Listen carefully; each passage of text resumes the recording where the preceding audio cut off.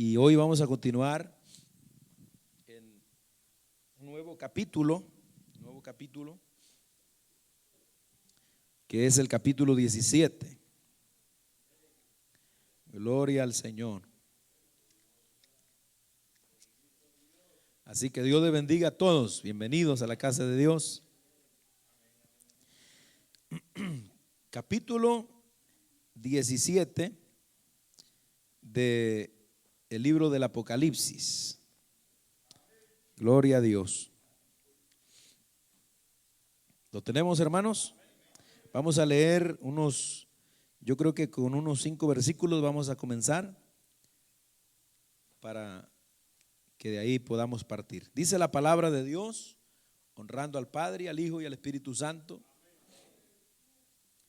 Vino entonces uno de los 7 ángeles que tenían las 7 copas y habló conmigo diciéndome: ven acá y te mostraré la sentencia contra la gran ramera, la que está sentada sobre muchas aguas, con la cual han fornicado los reyes de la tierra, y los moradores de la tierra se han embriagado con el vino de su fornicación.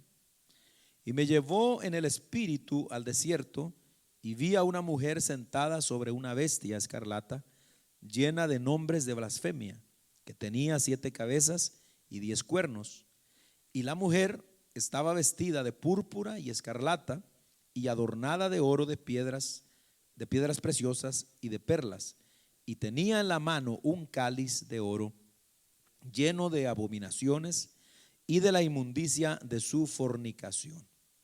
Y en su frente un nombre escrito, un misterio: Babilonia la grande, la madre de las rameras y de las abominaciones de la tierra. Hasta ahí, hermano. Hasta ahí le vamos a dejar. Padre, te damos gracias en el nombre de Jesucristo de Nazaret por tu misericordia, Señor. Te pedimos que tú nos sigas ayudando en el estudio de este bendito libro, y que podamos, Señor, ser edificados a través de la enseñanza, Señor. Gracias. Bendice tu pueblo que se ha reunido para la gloria de tu nombre. Amén y amén. Gloria a Dios. Tome su lugar.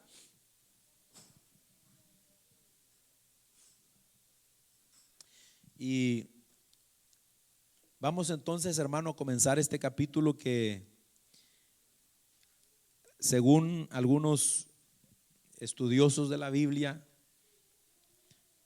en estos capítulos que vamos a comenzar a estudiar, tanto este que es el 17 y el 18, se encuentran los versículos más difíciles de poder como entender con claridad. Usted sabe que hemos venido mirando que el libro del Apocalipsis pues tiene bastante simbolismo, bastantes pasajes que son, se pudiera decir, un poquito oscuros, y uno no puede, como quien dice,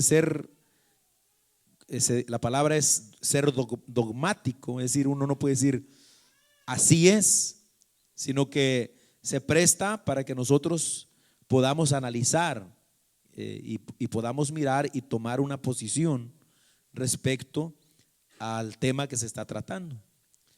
Entonces, y bueno, por esa razón es que si usted estudia el libro y lo estudia con algunos comentaristas o cosas así, o algunos libros, usted va a encontrar que mucha gente tiene puntos de vista diferentes, bastantes. Entonces, pero acuérdese que la forma más correcta de nosotros entender la Biblia pues es tratar de apegarnos más y más, lo más que podamos, a la misma Biblia, porque, amén, la Biblia se interpreta a sí misma, amén. Entonces hoy vamos a comenzar, hermano, a estudiar, se pudiera decir que otro de los paréntesis que estamos encontrando en el libro. Acuérdese, ya los que comenzaron con el estudio, se acuerdan que cuando iniciamos dijimos que íbamos a encontrar paréntesis en el libro, es decir, espacios donde como que se corta la historia para meternos un poquito y explicarnos con detalle algunas cosas que han pasado. Y este capítulo 17 y 18 constituyen un paréntesis. Acuérdense que cuando terminamos el capítulo 16 nos quedamos, como quien dice, en la guerra del Armagedón, y vimos, incluso fuimos hasta el capítulo 19, porque en el capítulo 19 se ve a Cristo viniendo al final de la tribulación para poner fin al conflicto del Armagedón. Y ahora nos estamos regresando otra vez. Entonces, esto usted tiene que tenerlo en mente para que no nos enredemos, porque el libro del Apocalipsis no está escrito cronológicamente, acuérdese. O sea, no está escrito en orden, es decir, que un capítulo le tenga que seguir necesariamente a otro. No, sino que está escrito en esta manera. Avanzamos, luego tenemos que retroceder, amén, para explicar ciertas cosas. Y eso es lo que estos capítulos van a hacer. Por ejemplo, cuando vimos en el capítulo 14 y el versículo 8 del libro, allí se nos anunció la caída de Babilonia. Ha caído la gran Babilonia, pero todavía no veíamos que caía, pero ya se estaba anunciando como que había sucedido. Luego, en el capítulo 16, versículo 19, con la séptima trompeta, se volvió a recordar y a mencionar a Babilonia.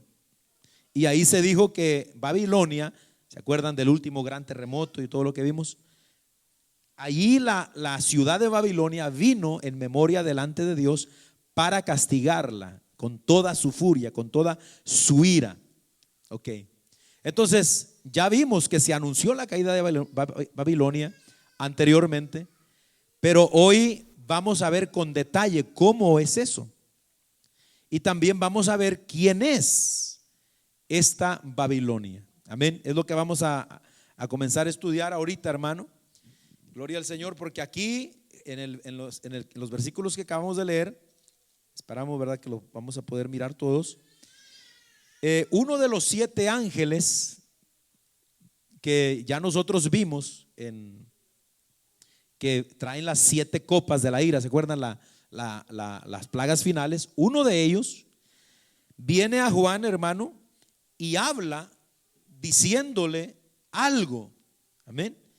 Y es interesante, ¿verdad?, que sea uno de esos ángeles, porque lo que va a hablar a Juan aquí es, hermano, un juicio terrible, tremendo. Acuérdense que estamos en la gran tribulación ahorita en estos pasajes, y todo lo que estamos viendo es el juicio de Dios, el juicio de Dios. Entonces viene este ángel, dice el versículo 1, y habla con Juan y le dice que le va a mostrar la sentencia contra la gran ramera. Amén. Y por supuesto, cuando nosotros leemos aquí, vemos que no le llama inmediatamente Babilonia. Entonces le llama la gran ramera. Pero cuando empezamos a estudiar, o ya seguro que usted ha leído todo el capítulo completo, ya sabe que es Babilonia. Pero vamos a ver por qué se le llama la gran ramera. Y queremos ver quién es la gran ramera, lo más que podamos observar. Amén. Entonces vemos que en primer lugar Juan le llama la gran ramera, y lógicamente pues va a surgir la pregunta: ¿quién es esta gran ramera? Así voy a adelantarme un poquito y luego me voy a regresar un poquito para que usted sepa quién es la gran ramera. Yo sé que por muchos años y incluso en el día de hoy, siempre que uno habla de la gran ramera, casi siempre se viene a la iglesia una religión mundial hoy. ¿Quién? ¿Cuál religión? La Iglesia Católica Romana. Pero ¿será que la gran ramera es la Iglesia Católica Romana? Bueno, eso vamos a verlo en el estudio. Pero si usted quiere saber lo que dice la Biblia directamente, tendríamos que ir, por ejemplo, hasta el capítulo, aquí en este mismo capítulo, en el versículo 5, nos dice que esa gran ramera se llama Babilonia. ¿Están ahí? Esa gran ramera se llama Babilonia. Y luego en el versículo 18, que es el último versículo del capítulo, Juan o el ángel dice que la gran ramera es una gran ciudad. No dice que es la iglesia católica, ¿verdad que no? O sea, primero dice que es Babilonia y luego dice que es una gran ciudad. Entonces vamos a nosotros a ir mirando poco a poco, hermano, hasta llegar, ¿verdad?, a la identidad de esta gran ramera, o como dicen las versiones más modernas, gran prostituta. Amén. Fíjese que para que podamos entender un poquito acerca de esto, porque si uno piensa, por ejemplo, en las rameras de hoy, o en las prostitutas de hoy, o en la prostitución de hoy, pues uno tiende a tomarlo, o tendería a tomarlo solo como uno ve hoy, ¿verdad? Esas mujeres que se paran en las esquinas o tienen un lugar asignado para ofrecer servicios sexuales, algunos clandestinamente, otros ya hasta con permiso y todo eso. Pero hablar de prostitución, o bueno, de prostitución, tenemos que remontarnos, hermano, hasta la antigüedad. Yo no sé si ustedes han escuchado que el oficio más antiguo de la tierra es el de la prostituta. Yo siempre lo había escuchado eso, pero me puse a investigar en la historia y tiene cierta razón. Quizá no sea exactamente el más antiguo, pero la prostitución tiene un origen antiquísimo, hermano, antiguísimo. Por ejemplo, se dice que el oficio más antiguo del mundo es la prostitución, y en cierto modo esto es verdad. Precisamente la historia, escuche, señala a la cultura de la antigua Mesopotamia, especialmente en Babilonia, como el lugar de origen de esta práctica. Entonces, es interesante esto porque a quien están llamando aquí ramera o prostituta es a Babilonia. Entonces, el origen de la prostitución, de los primeros registros que hay de la prostitución, fue precisamente en esa tierra, en la antigua Mesopotamia, esa región que comprende Babilonia y algunos otros pueblos, pero es esa parte de ahí. Y allí inició. ¿Y cómo se sabe esto? Bueno, hay escritos antiguos.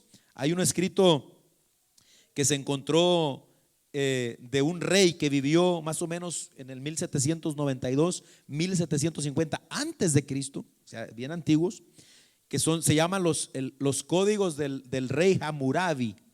Amén. Y en esos escritos, hermanos, se encuentra que la prostitución era una ocupación protegida por las leyes de la tierra de aquel entonces, es decir, allá en la Babilonia antigua. Entonces, en Babilonia, según el historiador griego Herodoto, esto es pura historia, este hombre, que es uno de los historiadores más famosos que existen, hermanos, a nivel mundial, él relata que en Babilonia se obligaba a las mujeres a prostituirse en el templo de una diosa que se llamaba Milita, en un santuario. Al menos una vez al año estas mujeres tenían que venir al templo para prostituirse, para ofrecerse como una muestra de hospitalidad a los viajeros, a los extranjeros que llegaban. O sea, era una cultura la prostitución. Entonces, la historia nos está diciendo esto. Venían los extranjeros, pasaban por Babilonia, y ahí había ese templo donde iban las mujeres, estaban obligadas. Entonces llegaban las mujeres, muchas eran mujeres o sea, no importa que fueran ricas, no importa que fueran pobres, todas las mujeres estaban obligadas a ir. Y aunque sea una vez en su vida, tendrían que ejercer la prostitución allí. Entonces, por supuesto, pues eso no se miraba mal en su cultura, porque era, como quien dice, algo hasta honorable hasta cierto punto, porque allí ya se está hablando de una prostitución sagrada. Ahora, si a usted le gusta la historia, y espero que sí, hermano, porque no aburrirlo cuando le hablo historia aquí, que si usted busca la historia y busca la prostitución sagrada, usted se va a dar cuenta de que todas las culturas, a partir de ahí para acá, la cultura egipcia, la cultura fenicia, los griegos, todas esas culturas que vinieron después de Babilonia, siempre tuvieron este tipo de cultos. O sea, estamos hablando de cultos religiosos. donde estaba el templo de su Dios y ahí había prostitutas que entonces daban su cuerpo o vendían su cuerpo y esas ofrendas entraban a las arcas del templo. Aparte eran también para, como quien dice, en forma de adoración para el dios, en este caso como en Babilonia, o a la diosa Milita o la diosa de la fertilidad, o Venus, como ya se le vino llamando en Roma, o Afrodita también en Grecia, que son los mismos dioses. Entonces, de ahí es que comienza esto, hermano, y esto es historia y está bien escrita ahí. Las demás culturas vinieron con la misma práctica y al llegar Roma, o sea, estamos avanzando a grandes pasos, al llegar Roma, es decir, los días en que Juan está escribiendo el Apocalipsis, entonces Roma también tenía este culto, hermano, pero no solamente con motivos religiosos, sino que en Roma se fue todavía más allá, porque a Roma se le conoció en la historia, y usted lo puede leer, historia antigua de Roma, que no solamente en el ámbito religioso, sino también en el ámbito social, de tal manera que a Roma se le conocía como el paraíso de la prostitución. Escuche, a Roma, la Roma antigua.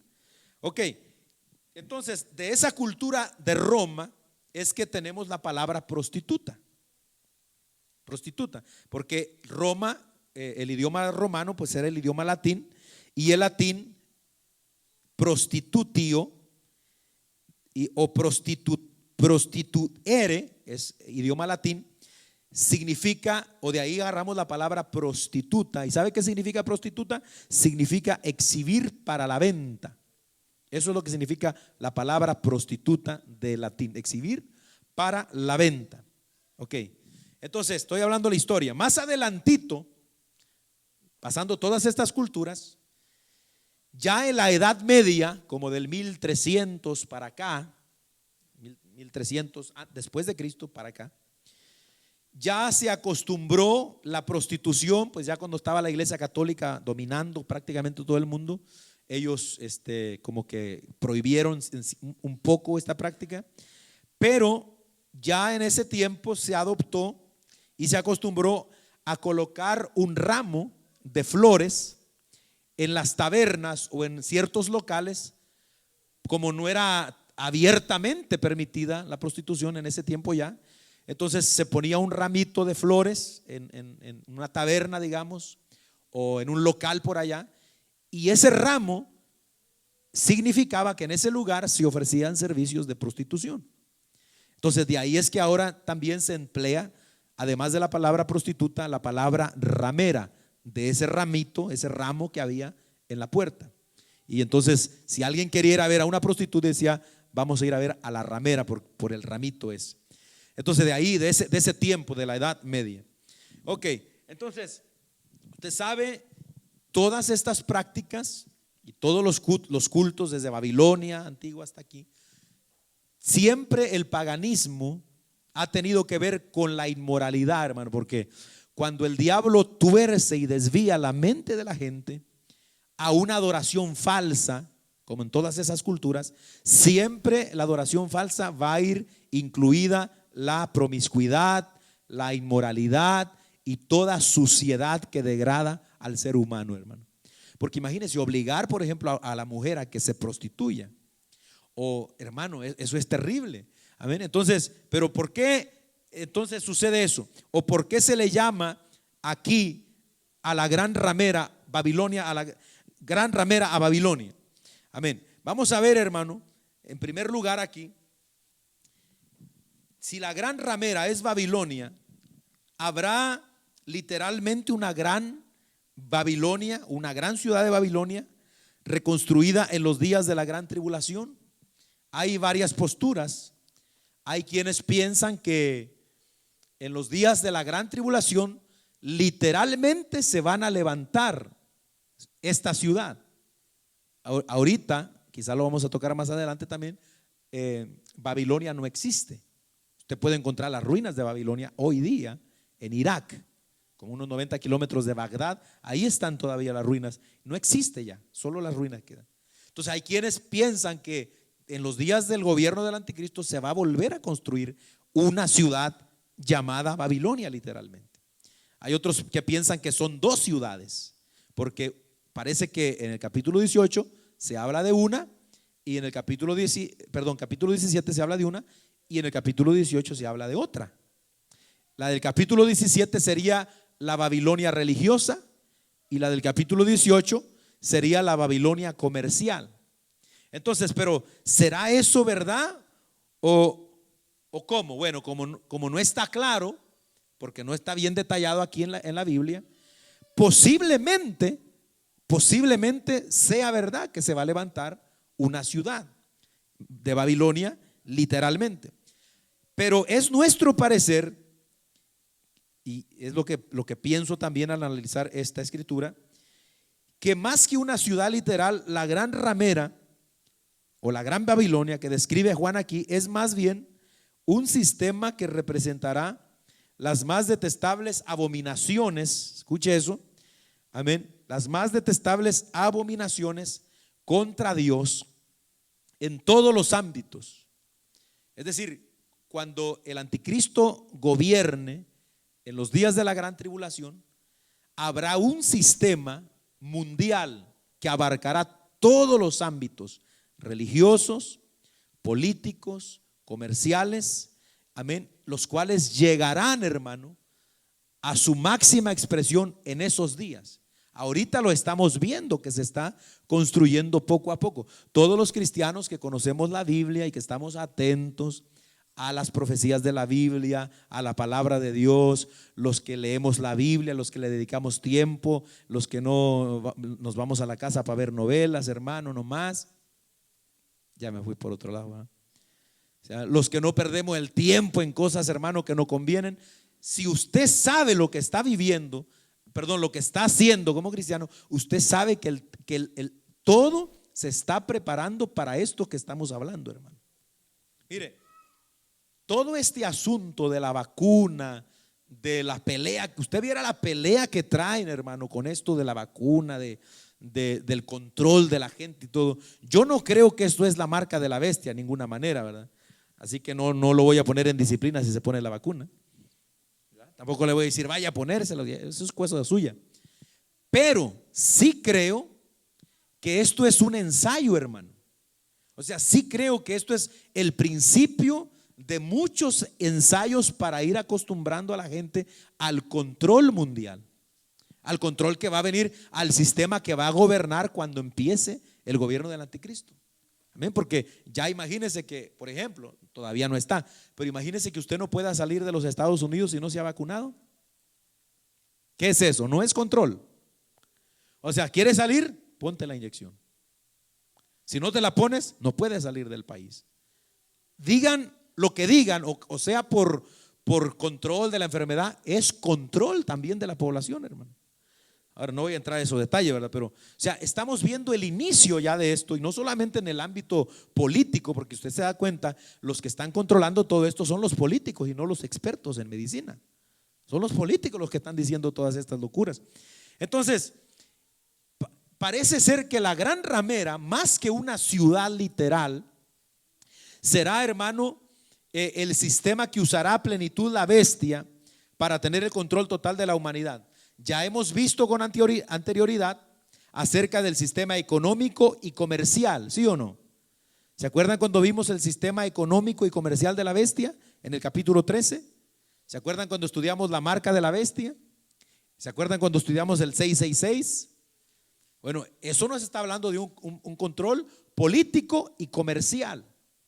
Ok, ahora ya vimos eso en el capítulo 13, pero también el sistema del anticristo será uno que tendrá que ver con el ámbito religioso.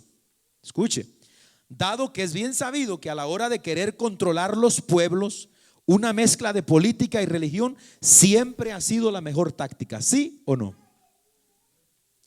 Fíjese en eso. A la hora de querer conquistar a la gente para poder gobernar, siempre la política y la religión van de la mano. Hace poquito estaba viendo en Honduras a un candidato político, un joven, él se ve que es un joven. ¿Y sabe qué hizo el hombre este? Él es político, él no es cristiano, es político, mundano totalmente. Pero ¿sabe qué hizo? Fue a traer al apóstol Santiago, ¿cómo es que se llama? Al que no tiene, bueno, ya tiene diente, creo. Zúñiga, ese. Bueno, fue a traer a Santiago Zúñiga, no sé si los hermanos de Honduras vieron esa noticia, fue y lo llevó para que fuera y que predicara y que anunciara el evangelio y cosas así. Entonces, ¿y sabe usted por qué lo llevó? ¿Usted cree que lo llevó para que la gente oyera la palabra de verdad? ¿Usted cree que lo llevó porque la gente necesita? No, él lo llevó porque sabe que ese hombre se ha vuelto famoso. Saben que la gente viene a verlo y a grabarlo.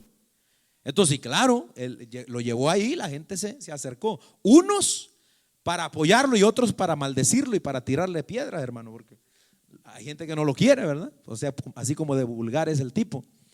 Entonces, pero lo que quiero decir es que siempre la política y la religión a la hora de controlar siempre se unen. Ahí están nuestros pueblos, la Iglesia Católica. Dígame si no tiene poder la Iglesia Católica, hermano, todavía en la mayoría de los pueblos latinoamericanos. Un poder tremendo que ejercen.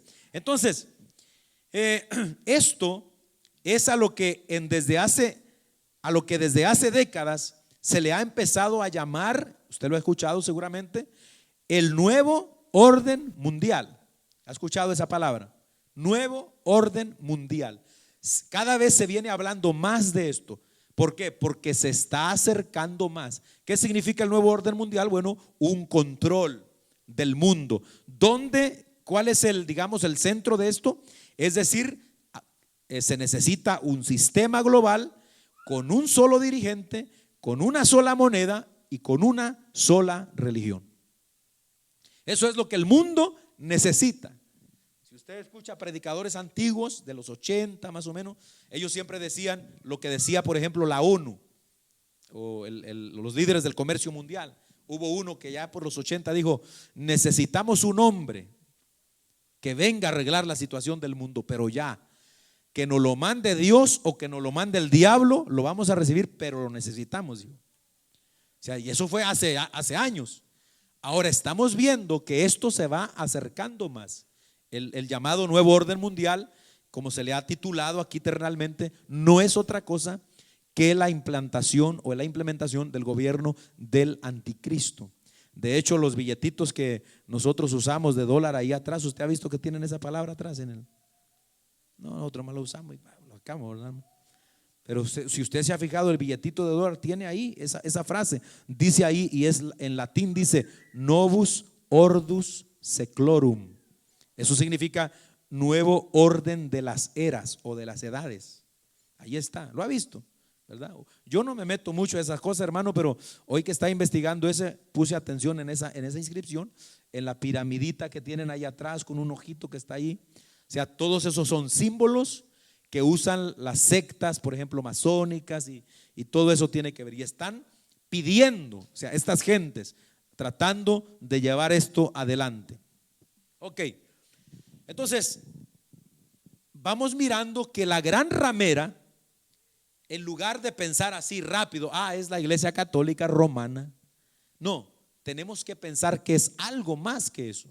Sí tiene que ver con un sistema religioso, amén, que va a abarcar el mundo entero. Pero vamos a ver, hermano, por qué es que el sistema del anticristo va a tener también este sistema de gobierno religioso, amén. Mire, dentro de toda la imitación que hemos venido mirando que el diablo hará en cuanto a Dios, ¿se acuerdan? Porque el diablo es un imitador. Él va a imitar la Trinidad divina. Es la bestia, el falso profeta y el dragón. Ahí están los tres, imitando al Padre, al Hijo y al Espíritu Santo. Ok, dentro de esa imitación también, hermano, la gran ramera que menciona Juan, bien pudiéramos señalar que va a ser la iglesia de Satanás de esos tiempos. Es decir, si hablamos de un anticristo en los días finales, también podemos pensar de una anti-iglesia, por decirlo así. Así que va a estar en contra de la iglesia o en lugar de la iglesia. porque eso es lo que significa anticristo. Anti, en contra de o en lugar de. Entonces, así como el Padre le ha dado una iglesia a Cristo, o le dio una iglesia a Cristo, el dragón le dará a la bestia su propia iglesia. Escuche, amén. La iglesia de Cristo se la presenta en la Biblia, y es interesante esto, como una mujer y como una ciudad. Mire, a la iglesia de Cristo en la Biblia se le presenta como una mujer y como una ciudad. Escuche, a la iglesia apóstata que estamos viendo se le presenta como una mujer y como una ciudad también. Estamos viendo una imitación. ¿Dónde dice eso la Biblia? Bueno, en segunda a los Corintios, capítulo 11, verso 2, segunda a los Corintios, capítulo 11, versículo 2, se habla de la iglesia de Cristo como una mujer, y es una mujer virgen, pura. Escuche eso. La iglesia de Cristo es una mujer virgen y pura. Y también en el Apocalipsis, capítulo 20, no los voy a leer, ¿verdad?, para poder avanzar más, pero usted lo puede leer ahí en su Biblia. Apocalipsis 20, versículo 2, luego el versículo 9 y el versículo 10, presentan a la iglesia como una ciudad, porque ahí está diciendo que la nueva Jerusalén es la desposada, la esposa del Cordero. Escuche eso. Entonces, la iglesia es una mujer y una ciudad. Aquí estamos viendo que la gran ramera también es una mujer, una ramera, y también es una ciudad, Babilonia. Entonces, eso es interesante de partida. Alabado el Señor. ¿Por qué? Amados hermanos, entonces, así como la iglesia es pura, santa, como dice Efesios 5:27, la iglesia no tiene manchas, ni arrugas, ni cosas semejantes, sino que es pura y sin mancha. Amén. Por lo tanto, la iglesia diabólica del anticristo será una iglesia llena de inmundicia y de fornicación, como lo es la inmoralidad de una prostituta. Por eso es que se le llama la gran prostituta, la gran ramera. Bendito el nombre del Señor.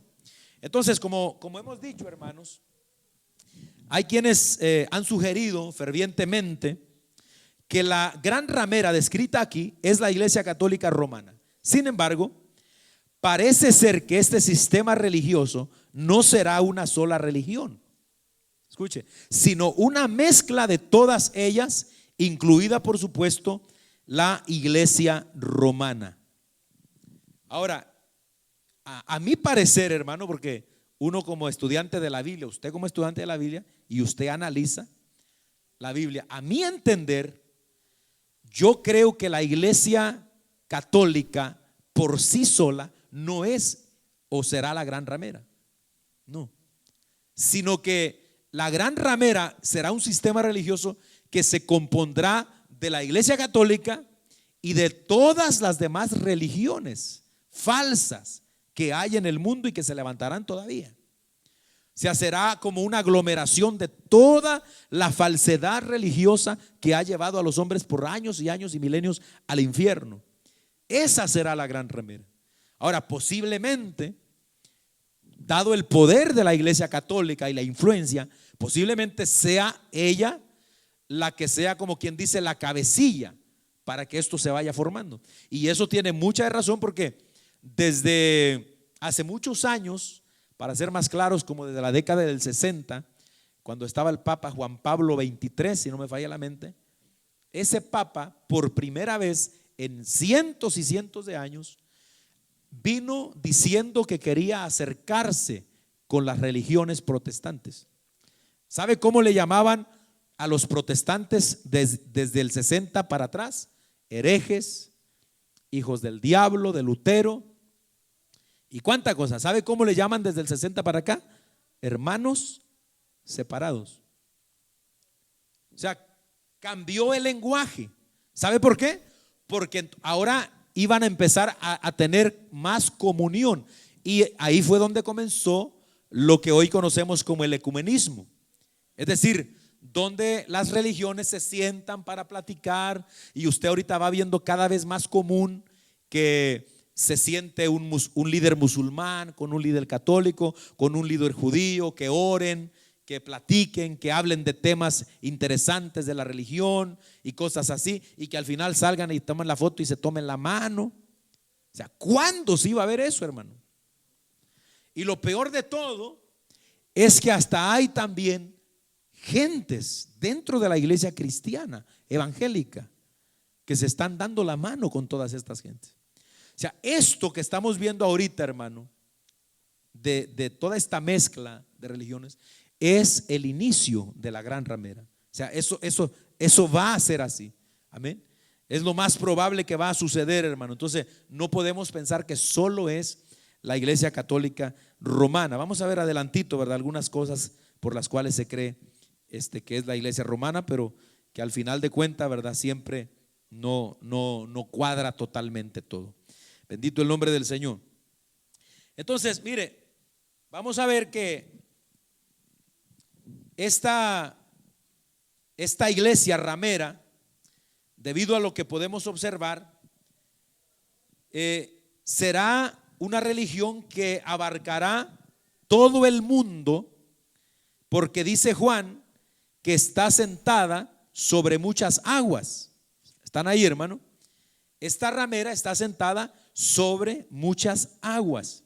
Ahora, ya anteriormente nosotros hemos visto que las aguas, bíblicamente hablando, se refieren a la muchedumbre de gentes. Por ejemplo, Isaías 57:20 habla de los impíos como el mar, son como el mar agitado, muchas aguas. Apocalipsis 13:1 también nos habla que la bestia, el anticristo, saldrá del mar, lo cual significa de las aguas, muchas aguas, de la gente, los pueblos.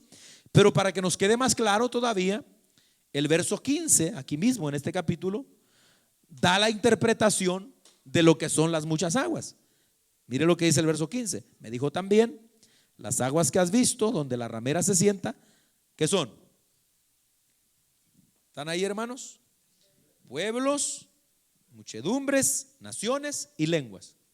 O sea, la gran ramera estará sentada sobre mucha gente. O sea, está hablando, hermano, prácticamente de un control y dominio mundial. Alabado el Señor, universal pudiéramos decir. Y a pesar de que aparentemente comenzará como un sistema religioso común, el fin de esta falsa religión será exaltar al hombre al nivel de Dios. Escuche, porque la gran ramera comenzará así, como un sistema religioso común. Ok, todas las religiones, no hay que mirar lo que nos separa, hay que mirar lo que nos une, porque al final de cuentas todos adoramos a un mismo Dios. Y ahí van todos como borregos detrás del Papa, los evangélicos, los cantantes, los famosos, ahí van, ¿verdad? Según adorando a Dios, al Dios del cielo, según ellos. O sea, va a comenzar de esa manera, pero el fin de esta religión será en realidad exaltar al hombre al nivel de Dios. Y el humanismo que hoy vemos, el humanismo secular, que es una filosofía, hermano, que se mueve fuertemente hoy, es una muestra de ello. ¿Qué dice el humanismo secular? Que se pudiera decir, eso es una filosofía que pudiera ser una religión también. Será, hermano, esa filosofía enseña que no hay Dios. El humanismo enseña que el hombre es autosuficiente y enseña, hermano querido, que somos animales evolucionados, que el Señor reprenda al diablo. Enseñan que la ciencia y la razón es la explicación de todo. En otras palabras, no necesitamos a Dios. El hombre es la solución para todo. Esa es una filosofía que está desde muchos años y ha crecido mucho, y que también va a formar parte de la gran ramera, porque es una mezcla de todo sistema contra Dios, hermano. Usted le puede incluir a la gran ramera todo lo que tenga que ver contra Dios, todo. Bendito el nombre del Señor. Miren, es una filosofía que prevalece en gran parte del mundo y avanza cada día más. El anticristo y su marca y su número será la culminación de este sistema. ¿Por qué digo que comenzará como una religión que adora a Dios, pero terminará exaltando al hombre? Porque eso es lo que vemos que va a ser el anticristo. Escuche, es decir, acuérdese, ¿cuántos años son de tribulación? 7. ¿Cuántos años, hermano, va a durar la tribulación? 7 años. 3 años y medio el anticristo va a hacer un pacto con Israel, pero a la mitad de la semana de los 7 años él romperá el pacto. Y dice Pablo, escuche esto, en 2 a los Tesalonicenses capítulo 2 versículo 4, que a la mitad de la tribulación el anticristo, el inicuo, el hijo de pecado, se sentará en el templo de Dios. Ahora, ¿para qué se va a sentar en el templo de Dios? Para hacerse pasar y adorar como Dios. O sea que va a llegar el momento que la gran ramera va a dejar de ser ese sistema religioso para ser un sistema totalmente basado en el hombre, porque el anticristo es el hombre o los deseos del hombre exaltados a su máximo nivel, porque el 666, eso es lo que es número de hombre, dijo Juan. 666, casi llegándole al 7, pero no llegando. O sea, el hombre exaltado a su máxima potencia, como diciendo, sí puedo, pero claro, con nuestro Dios nadie puede. ¿Cuánto lo alaban? Aleluya. Entonces, claro, hermano, eso va a ser la gran ramera. Amén. Porque va a ser prácticamente lo que viene desde el tiempo antiguo, que vamos a leer en unos momentos más. Ok, en segundo lugar, hermano, vamos a ver ahora aquí en el versículo, estamos ahí todavía, ahora en el versículo 2, Juan nos dice que con esta ramera han fornicado los reyes de la tierra, y los moradores de la tierra se han embriagado con el vino de su fornicación. Ahora, aquí empezamos a ver ahora la acusación que el ángel le está diciendo a Juan que hay contra esta mujer, contra esta prostituta. ¿Cuál es esa acusación? Bueno, tiene que haber una acusación, porque si aquí estamos viendo que hay una sentencia contra la gran ramera o contra este sistema que va a venir, entonces tiene que haber un justo juicio. Y como Dios es justo, Dios no va a condenar a nadie sin que se lo merezca. Eso está claro, hermano. Nadie, por ejemplo, hablando de los hombres, ¿verdad? Nadie le va a poder decir a Dios en el juicio del gran trono blanco: Señor, pero si tú no me diste oportunidad, mira, si me hubieras dejado o si me hubieras dado chance. Nadie le va a poder decir a Dios que fue injusto. Dios es justo, y como en todo justo juicio hay acusaciones que se prueban. ¿Cuáles son las acusaciones que tiene Dios y que le dice el ángel a Juan?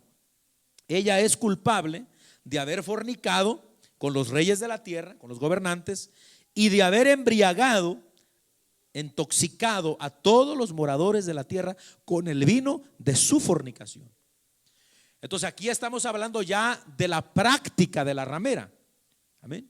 ¿Qué hace la ramera? La ramera fornica. La prostitución es fornicación. Estamos hablando de inmoralidad, de suciedad. Si hablamos literalmente, estamos hablando de sexualidad. Es decir, un fornicario es alguien que fornica, tiene sexo, amén, fuera del matrimonio. Eso es impureza sexual.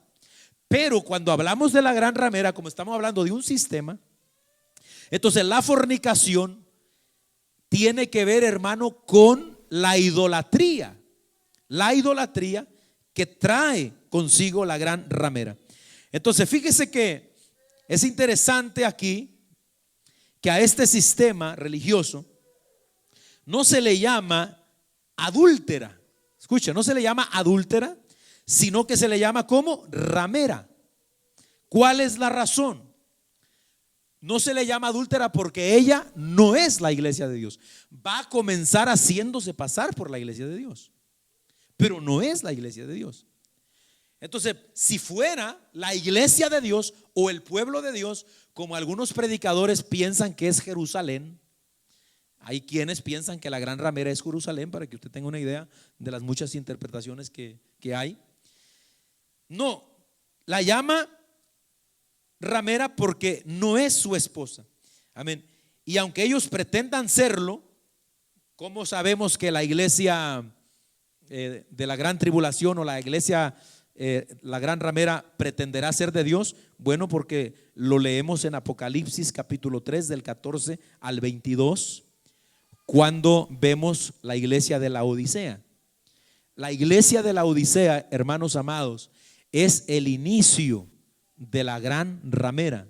Ya ahorita estamos viendo, amén, estamos viviendo los días de la Odisea, esa iglesia apóstata, mundana, esa iglesia, hermano, que se mezcla con todo, amén, con lo santo, con lo impuro, que se mezcla con la idolatría, que se mezcla con la suciedad y la inmoralidad y cuánta cosa. Ya estamos en este tiempo. Entonces, aunque ellos digan no lo son y nunca lo serán. Ahora, por ejemplo, ¿por qué decimos eso? Bueno, en cuanto a la relación de Dios con su pueblo, tanto en el Antiguo Testamento como en el Nuevo Testamento, leemos en la Biblia que siempre es simbolizado con un matrimonio, ¿sí o no? Siempre, en el Antiguo y en el Nuevo Testamento.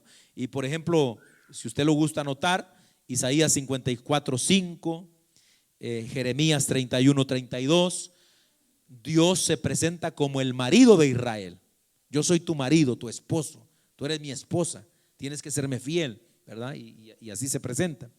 Y luego, segunda a los Corintios 11:2, habla ya en el Nuevo Testamento de la iglesia como la desposada, la novia de Cristo. Y en Apocalipsis 19:7 se habla de la esposa del Cordero. O sea, estamos hablando de un matrimonio, hablando de la iglesia genuina. Entonces, pero, amados hermanos, cuando el pueblo se volvía a los ídolos o se volvía rebelde contra Dios y contra su palabra, entonces Dios consideraba que el pueblo había sido infiel y le llamaba adúltero, ¿verdad? O sea, me fallaste, eres entonces adúltero. Y por eso tenemos pasajes como Jeremías 3:20, donde le llama así al pueblo. Usted ha leído el libro de Oseas, capítulo 1, capítulo 2. ¿Se acuerdan de la mujer adúltera de Oseas? Era una imagen para representar la infidelidad de Israel. Ok, todo eso, mis amados hermanos. Y en la iglesia, Santiago capítulo 4, verso 4, cuando la iglesia abraza al mundo y se une con el mundo, Dios llama a la iglesia almas adúlteras. Ok, pero en cuanto a las rameras, su pecado no era la infidelidad, sino las fornicaciones, la inmundicia con las que han logrado seducir e intoxicar a los reyes y a todos los hombres en la tierra con el vino, hermano, de esta fornicación. Entonces, ¿por qué se le llama ramera? Porque no es la esposa, porque la ramera no es que está siendo infiel, sino que está haciendo pecar y caer a todas las demás personas. Amén. Por ahí va, usted ha leído el libro de Proverbios capítulo 7, y si no lo ha leído, léanlo. Ahí le detalla clarito cómo trabaja una ramera. Allí va el simple, va camino a la casa de ella, dice, no sé si a la casa de la mamá o a la casa de la esposa, pero ahí va por el camino, cuando de repente, dice Proverbios 7, le sale al encuentro una mujer astuta con vestido de ramera, y sale y le empieza a hablar tan bonito que termina llevándoselo, hermano. ¿Sí me entiende? Entonces, esto es lo que hace una ramera: hace caer, hace pecar, hace alejarse a la gente de la pureza que necesita tener una gente de Dios. Bendito el nombre del Señor. Entonces, por eso es que se le llama ramera a esta mujer o a este sistema. Y por supuesto, ya nosotros sabemos que en la Biblia la fornicación, además de pecado sexual, figurativamente siempre ha sido usada para representar el pecado de la idolatría. O sea, cuando usted habla de que la ramera, hermanos, ha fornicado con todos los reyes y con todos los moradores, tenemos que pensar espiritualmente, simbólicamente. está hablando de la idolatría que ha esparcido por toda la tierra, y por eso es que se toma la Iglesia Católica. Mucha gente dice es que tiene que ser la Iglesia Católica porque es la que ha repartido la idolatría. Pero si usted va a la India, hermano, esa gente está llena de idolatría también, y no son católicos. Si usted va allá con el Dalai Lama, en esos lugares donde están los budistas, donde están, hermano, ¿cuánta religión no hay? O sea, idólatras que han engañado, han llevado a la gente a fornicar en este sentido espiritual. Y usted lo puede comprobar con Jeremías 3:13, Ezequiel 16:17 también. Entonces, esta es la acusación. ¿Qué ha hecho la gran ramera? Ha hecho pecar, fornicar a todo el mundo con el vino de su inmundicia. El versículo 3 dice: y me llevó en el espíritu al desierto, y vi a una mujer sentada sobre una bestia escarlata llena de nombres de blasfemia, que tenía 7 cabezas y 10 cuernos. Bendito el nombre del Señor.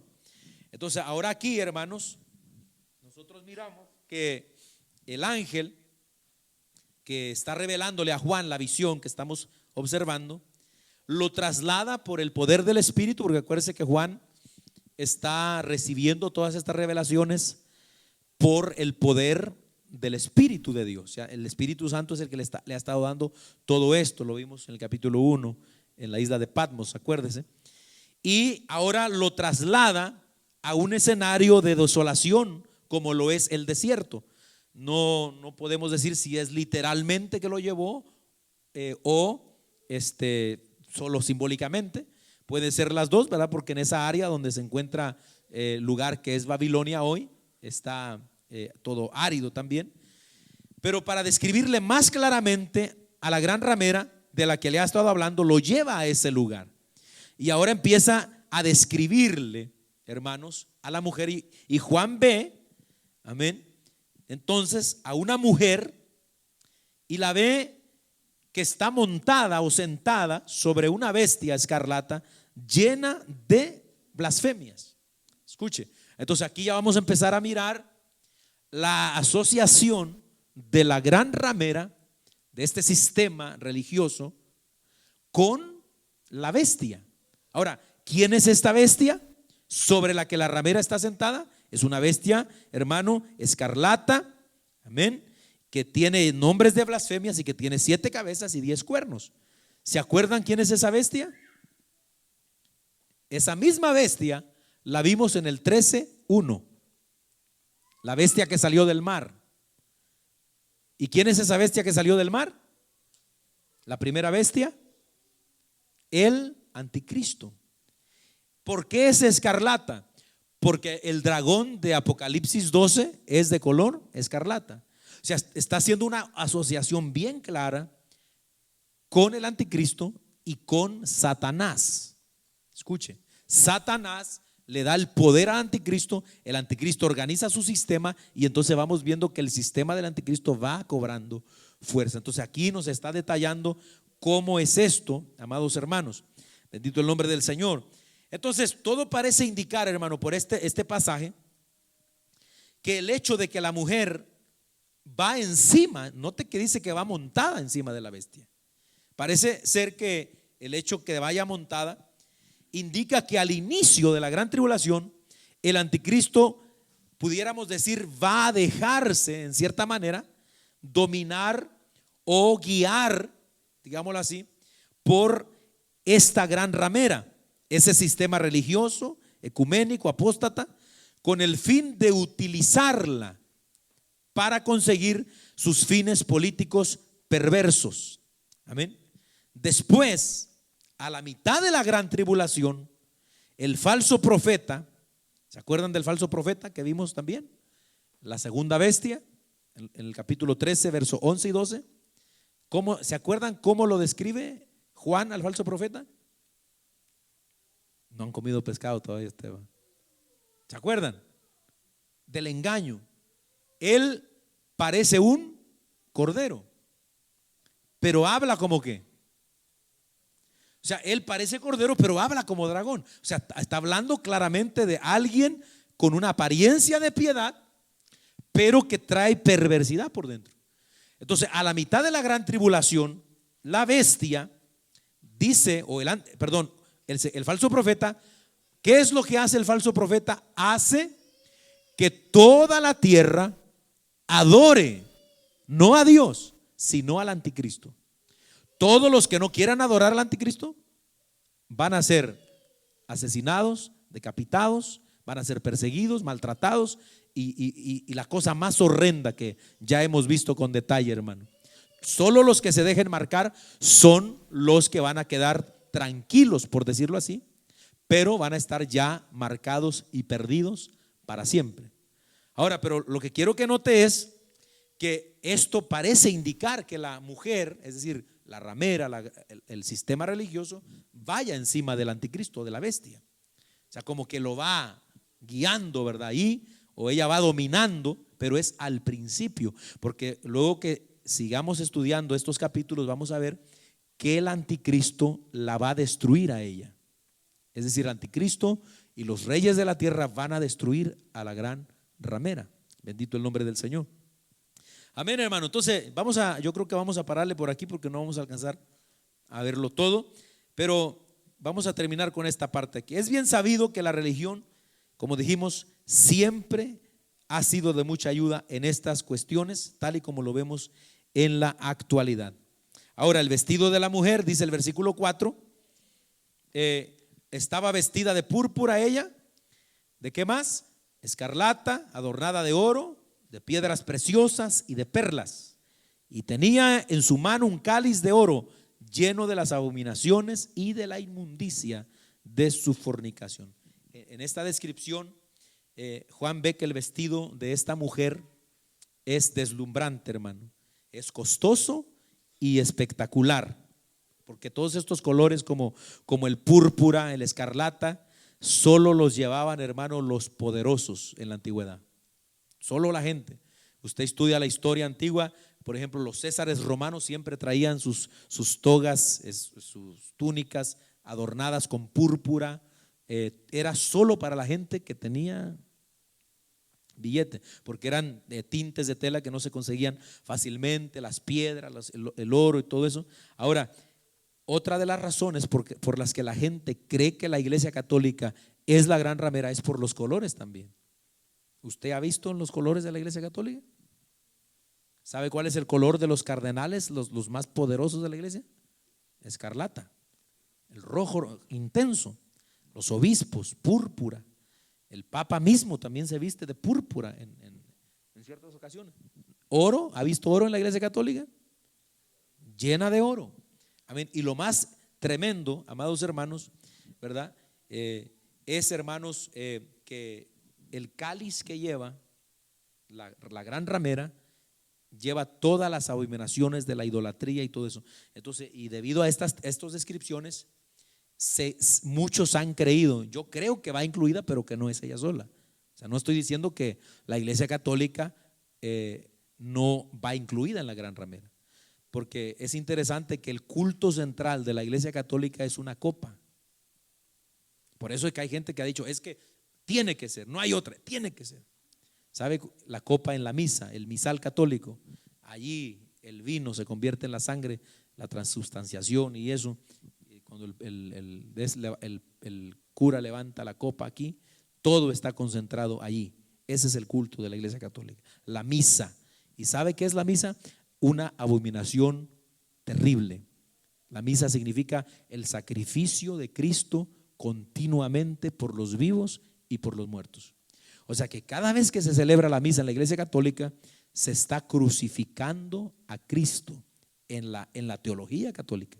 Literalmente, hermano. ¿Por qué literalmente? Porque ellos creen que el vino y el pan se convierten en el cuerpo y la sangre de Cristo. No simbólicamente, sino literalmente. Por eso, ¿se acuerdan cuando estudiamos el catolicismo que en la Edad Media se quitó la costumbre de darle la copa a toda la gente? Hoy solo se la toma el curita, hermano. Por eso que sale bien alegre después de 3 misas.